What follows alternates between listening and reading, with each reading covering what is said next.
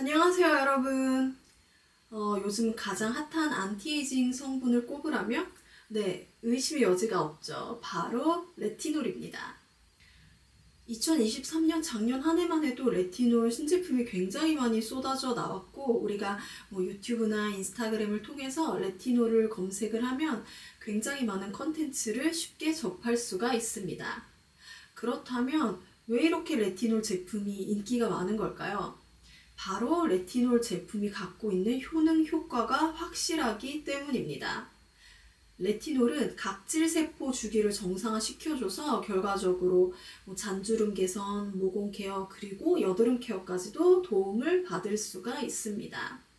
어떤 분은 레티놀을 만나기 전과 후로 나뉠 만큼 레티놀 제품을 사용 후 피부가 굉장히 많이 좋아졌다라는 얘기를 하기도 합니다.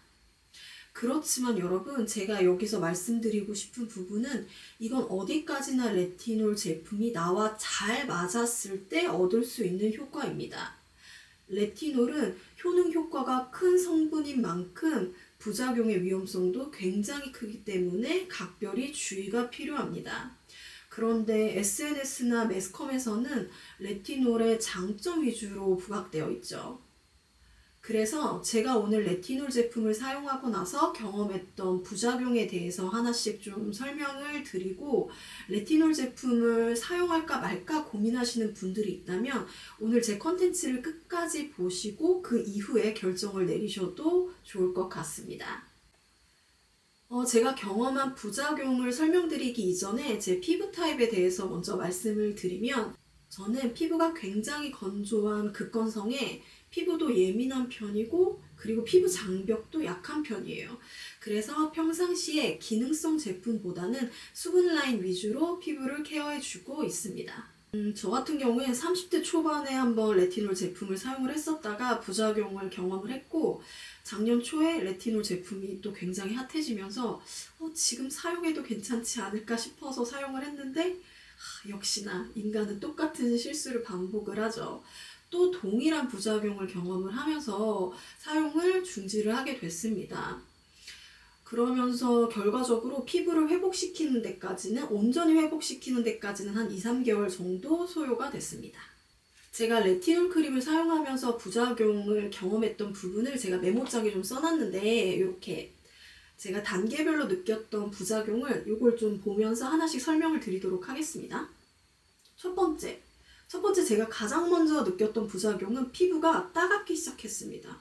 그리고 두 번째, 피부에 후끈후끈한 굉장한 열감을 느끼면서 피부가 붉어지기 시작했다. 세 번째, 이때부터는 조금 부작용이 좀 심했던 것 같아요. 피부를 만지면 피부가 아프기 시작했다. 네 번째, 피부가 벗겨지기 시작했다. 다섯 번째, 색소 침착이 심해졌고 결과적으로 눈 밑에 기미가 훨씬 더 도드라졌다. 저는 사실 여기 눈 밑에 조금 기미가 있는 편인데, 레티놀 크림을 사용하기 전보다 사용 이후에 기미가 훨씬 더 도드라진 부작용을 경험을 했습니다. 여섯 번째, 사용을 중지했음에도 피부의 붉어짐, 따가움, 피부가 극도로 건조해졌다. 점점 부작용은 줄어들었지만 피부를 진정시키는 데는 2주 정도의 시간이 소요됐다. 결과적으로 저는 사실 피부 장벽이 무너지는 걸 느꼈거든요. 그 과정이라고 보시면 될 것 같아요. 그렇다면 너무 과도하게 많이 사용한 거 아니야? 라고 하실 텐데, 저는 사실 이때 레티놀 크림을 딱 2번, 한 5일 정도 텀을 두고 2번을 사용을 했고, 보습크림을 한 500원 동전만큼 덜어서 정말 진짜 쌀알만큼 적은 양의 레티놀 크림을 섞어서 발랐음에도 불구하고 이런 부작용을 경험하게 됐습니다. 자, 그렇다면 레티놀 크림을 사용하고 나서 부작용을 경험을 했고, 피부를 회복시킨 방법에 대해서도 궁금해 하실 것 같아서 그 부분도 제가 그때 메모장에 적어 놓은 거를 보면서 설명을 드리도록 하겠습니다. 일단 첫 번째, 레티놀 제품을 즉각적으로 사용을 중지했다. 레티놀 제품을 사용하고 나서 부작용을 경험하셨다면은 좀 더 써보면 괜찮지 않을까라는 욕심보다는 제가 봤을 때 바로 중지를 하시는 게 좋을 것 같습니다. 두 번째, 자극이 될 수 있는 기능성 제품을 사용하지 않는다. 저 같은 경우에는 비타민C 앰플 제품을 꾸준히 사용을 하는 편이었는데 이 기간만큼은 피부를 회복시키기 위해서 비타민C 앰플 사용도 굉장히 자제를 했어요. 왜냐하면 기능성 제품만으로도 피부에 자극감이 갈 수 있고 특히 비타민C 앰플도 피부에 자극이 있을 수 있기 때문에 이때는 기능성 제품을 최대한 자제를 했습니다. 세 번째, 제가 이때 레티놀 크림을 사용을 하면서 피부에 굉장한 열감과 그리고 피부가 굉장히 건조해지는 부작용을 경험을 했어요. 그래서 피부에 쿨링감을 줄 수 있는 수분 크림, 그리고 피부의 건조함을 회복시켜 줄 수 있는 보습 크림을 굉장히 많이 발랐습니다. 그리고 저녁 때는 수분 크림, 보습 크림을 반복적으로 두세 차례 정도 발라주면서 피부를 진정시켜주고 건조함을 해소시켜줬습니다. 그리고 네 번째, 각질 제거는 하지 않는다. 사실 화학적 필링 아하나, 바하, 그리고 닥토 역시도 이 기간대는 피부에 자극감이 있을 수 있기 때문에 저는 온전히 피부를 회복시키기 위해서 이 기간만큼은 각질 제거를 하지 않았습니다. 그래서 결과적으로는 제가 한 방법들은 피부를 일단 진정시키고 피부 장벽을 회복시킨 방법이라고 보시면 될 것 같아요. 그래서 나는 지금 레티놀 제품을 사용하고 나서 피부에 굉장한 부작용을 경험을 했다 라고 하신다면은 제가 앞에서 한 방법들을 한번 따라해 보시면 좋을 것 같습니다.